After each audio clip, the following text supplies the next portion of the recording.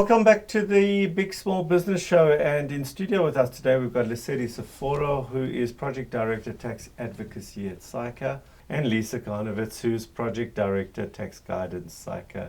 What we're going to end with is some positive news in terms of what's come out in the new Practice Note 31. I sound very clever when I say that, but I had to look it up. What is Practice Note 31? So Practice Note 31 was issued by SARS in about 1994, so almost 30 years ago. What it did was to try and explain simply, when you are required to include amounts to tax, there is no trade requirement, which I'll get to now. When you want to deduct an amount from tax, there is a trade requirement. So what Practice Note 31, and that's all in terms of the definitions in the Income Tax Act, very legal interpretation based. But in terms of Practice Note 31, it was a concession that was given by SARS to say that where you have non-trading loans, which I'll give you an example of now, you can still deduct the interest to the extent of the income that you've earned on that loan. And Practice Note 31, it's not legislation, but it is actually included. I can't remember the section in the Act. So it basically says practice notes need to be treated as law. So it's interesting that they didn't change the law at the time, and they decided to issue a practice note, but that's what they did. So basically, for example, my son has a business, and he needs money for his business. I then borrow an amount from the bank because I have assets to put as surety, for example. My son doesn't. I then on-lend that loan to my son. So I'm not trading, but my son is trading. So technically, in terms of the legislation, the son should be able to get a deduction, but so will the father, even though he's not trading. So it's a non-trading loan that they allow this deduction for, to the extent that you're earning interest income. But what they were saying, and National Treasury was saying, and they haven't actually shared with us these schemes, but they were seeing that in the market that there was abuse of this practice note. We don't know what the abuse is. They've never shared that with us.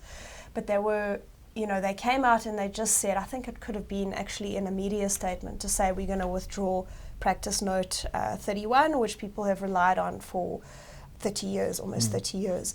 And it was also used very often, for example, where there is a sole proprietor and the owner of the business would, for example, go out and get the loan in his name, but the business is the entity that's trading. And he would loan it to his own business. He would loan it to his own business. And there was trading trusts that did that and partnerships that did that.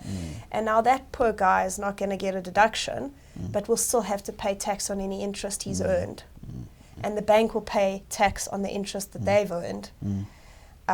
So the company would be able to get a deduction, but there's that disparity. And there was a lot of panic in that regard, because even in, for example, a bank, there might have been non-trading loans because you have a treasury company lending to the trading subsidiary.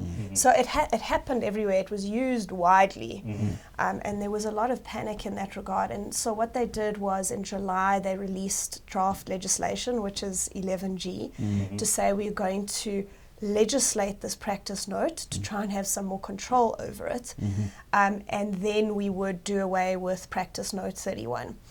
The problem with that legislation is it was extremely restrictive. So it wouldn't have applied to the owner of a business lending. It wouldn't have applied to me lending to my son. It would only apply between companies where there was a 70% shareholding, which is very, very restrictive. So very few entities or taxpayers, should I say, would comply with that. And I mean, there was a lot of lobbying in this regard. So there's various people that lobby National Treasury, including obviously SAICA, to say, this is restrictive. You totally changing what we've done for 30 years. We are going to have to restructure loans that have been in place for 30 years, for example. It will just change, and this will destroy a lot of deals because of this. there needs to be, I can't think of the word. Common sense. Common sense. But Yeah. if you are paying tax on income, there Yeah. needs to be a deduction on the Yeah. other Yeah. side. Yeah. Here, there was just Yeah, the one side. tax Yeah. being paid. Yeah.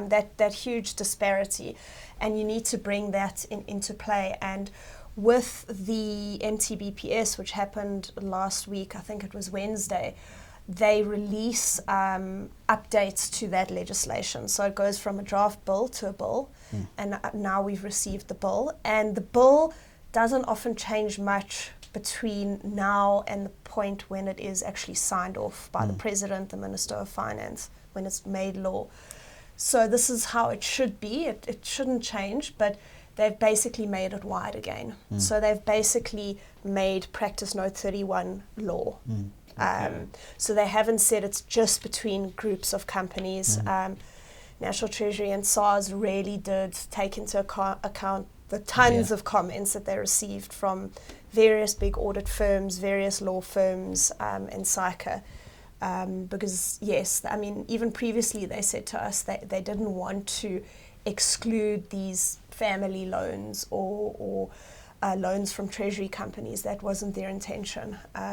So thankfully they did, change the law as we requested. And often what happens, some of the other legislation, the other sections in the bill were not updated in accordance with how we lobbied. Yeah. So you win some, you lose some. Yeah. But this time, common sense prevailed. Yeah. Yes.